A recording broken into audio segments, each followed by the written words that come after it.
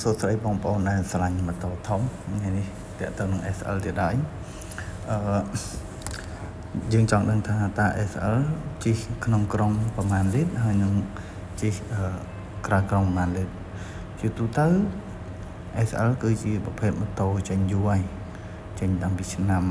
1998អញ្ចឹងវាចាស់ហើយប៉ុន្តែកម្លាំងម៉ាស៊ីនរបស់វាជាប្រភេទរបស់ជប៉ុនអញ្ចឹងវានៅល្អហើយតើតើនឹងកម្រិតស៊ីសាំងបើសិនបើជាយើងជិះធម្មតាมันមូលលឿនកញ្ឆក់ទេជិះនៅទីក្រុងគឺចន្លោះពី30គីឡូម៉ែត្រក្នុង1លីត្រប៉ុន្តែបើយើងជិះក្រៅក្រុងជិះលឿនសមរម្យគឺបានរហូតដល់40គីឡូម៉ែត្រក្នុង1លីត្រគឺវាល្អមែនតើហើយជាទូទៅម៉ូតូស្អាតSL ហ្នឹងគឺរៀងពិបាករកបន្តិចដោយសារវាជាប្រភេទស៊េរីចេញយូរហើយប៉ុន្តែយើងអាចរកបានហើយតម្លៃរបស់វាក៏សមរម្យដែរ